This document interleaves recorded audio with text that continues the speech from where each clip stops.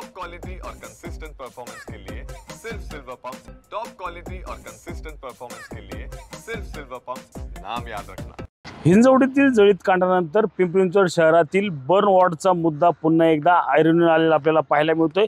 आपण पाहू शकतो की 2023 साली भोसरी विभागामध्ये मोठ्या प्रमाणात जी ती आग लागली होती, त्यात अनेक जणांचा मृत्यू देखील झाला होता।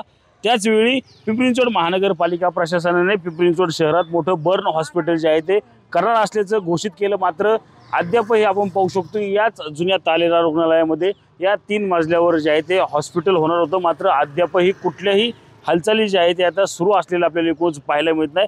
गेल्या 2023 पासून पिंपरी चिंचवड महानगरपालिका प्रशासन जे आहे ते असंच चालढकल करताना आपल्याला एकूणच पाहायला मिळतंय। आपण पाहिलं तर पिंपरी चिंचवड असेल किंवा पुणे जिल्हा असेल, या जिल्ह्यामध्ये अनेकदा आगीच्या घटना घडतात। त्या घटनानंतर अनेक पेशंट जे आहेत ते ससून रुग्णालयात न्यावे लागतात। त्यासाठी पिंपरी चिंचवड शहरात ही सुविधा सुरू व्हावी अशी मागणी वारंवार होत असताना या ठिकाणी आता पुन्हा एकदा हा मुद्दा जो आहे तो आता ऐरणीवर आलेला आपल्याला एकूणच पाहायला मिळत आहे। आता 2023 नंतर 2025 उजडलेला आहे, मात्र पिंपरी चिंचवड महानगरपालिका प्रशासनाकडून अद्यापही या बर्न वॉर्डचं कुठल्याही प्रकारची जे नूतनीकरण आहे ते झालेलं आपल्याला एकूणच पाहायला मिळत नाही। त्याचप्रमाणे कुठल्याही प्रकारचं काम या ठिकाणी सुरू नसल्याचं चित्र जे आहे ते आपल्याला एकूणच पाहायला मिळत आहे।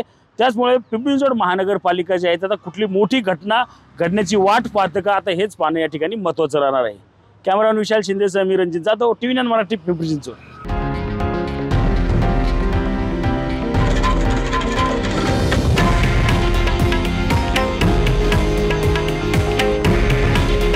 हे आहे देशातील नंबर 1 न्यूज नेटवर्क आणि आपण पाहत आहात TV9 मराठी। काळजी तुमची, हित महाराष्ट्राचं।